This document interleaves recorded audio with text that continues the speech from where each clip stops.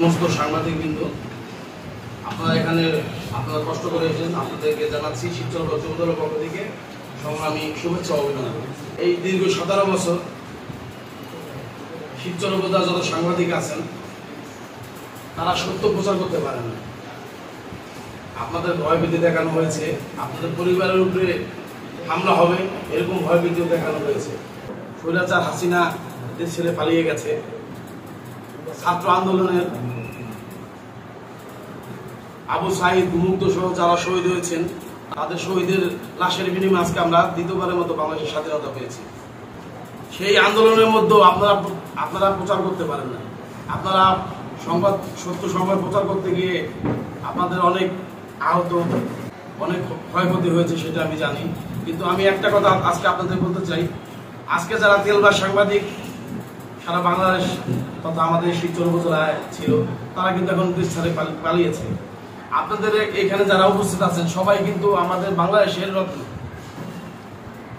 আপনারা হচ্ছেন জাতির বিবেক।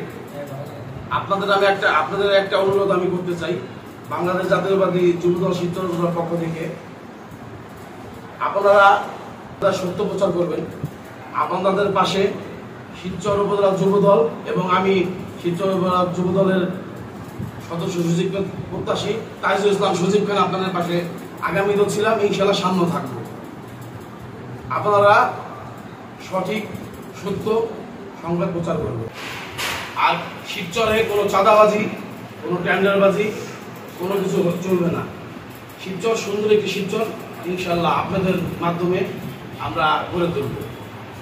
আজকে আপনারা জানেন ইতিমধ্যে আমাদের এই ছাত্র আন্দোলনে আমাদের 135 জন ছাত্রদল, যুবদল, স্বেচ্ছাসেবক দল, বিএনপির সহযোগী সংগঠনের নেতাকর্মী 482 জন নিহত হয়েছে এবং অগণিত আহত হয়েছে। তাদের রুহের মাগফিরাত কামনা করছি এবং আবু সাঈদ থেকে শুরু করে এই পর্যন্ত এই 17 বছর যাদের প্রাণ ফিরিয়ে দিয়েছেন এই বাংলাদেশ স্বাধীন করার লক্ষ্যে তাদের রুহের মাগফিরাত কামনা করছি এবং আল্লাহ যাতে তাদের জান্নাত বাসী করে। শিবচর যুবদল এবং আমার পক্ষ থেকে আমি আল্লাহর কাছে দোয়া করছি।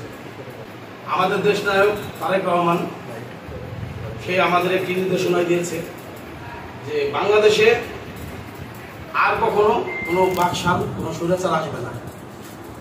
আর এটার জন্য যা করণীয় আমাদের করতে হবে। কোনো চাঁদাবাজি করা যাবে না, কোনো টেন্ডারবাজি করা যাবে না। আপনারা সাংবাদিক ভাইয়েরা, আপনারা আজকে এখানে উপস্থিত হয়েছেন, আপনাদের অনেক কাজ, অনেক কিছু ফেলে এখানে এসেছেন। আপনাদের জন্য আমার পক্ষ থেকে এবং শিবচর যুবদলের পক্ষ থেকে আন্তরিক শুভেচ্ছা ধন্যবাদ জানাচ্ছি। আপনারা সব সময় সত্য প্রচার করবেন। কারো চোখ রাঙানি, কারো কিছু ভয় পাওয়ার কোনো কিছু দরকার নেই। কারণ বাংলাদেশটা কারো বাপের না, বাংলাদেশ আমাদের সবার।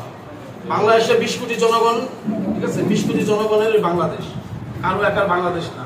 হয়তোবা রাজনৈতিক কারণে দেশের আইন শৃঙ্খলা বাহিনী সবকিছু দেশটাকে চালানোর জন্য কোনো না কোনো সরকার নির্বাচিত হয়ে আসে। কিন্তু বিগত 17 বছরে আপনারা কেউ বলতে পারবেন না আপনাকে ভোট দিয়েছে। আপনাদের বাকশাল ছিল না, কথা বলতে পারতেন না। যদি কোনো কথা বলতেন তাহলে হয়তো আয়নাঘর, না হলে জেল, না হলে পরিবারের সদস্যকে হেনস্থা। আমরা সবাই একসাথে ছিলাম এবং আমরা থাকবো। আমরা বাংলাদেশি হয়ে থাকবো এবং কি বাংলাদেশটাকে রক্ষা করার জন্য আমরা কাঁধে কাঁধ মিলিয়ে হিন্দু, বৌদ্ধ, খ্রিস্টান, মুসলমান সবাই একসাথে কাজ করবো।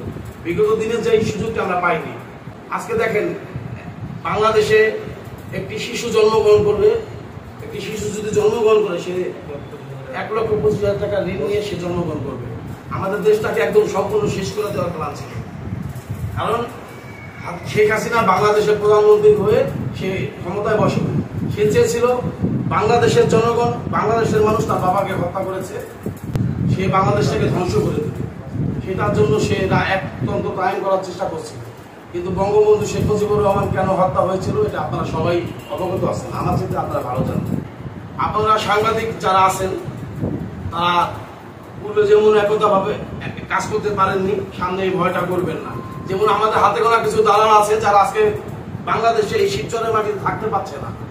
তারা, আমরা জানেন একটি প্রেস ক্লাব আছে, প্রেস ক্লাবের একটা অ্যাকাউন্ট আছে, সেই অ্যাকাউন্ট তারা ভোগ করে সবকিছু তারা নিয়ে চলে গেছে।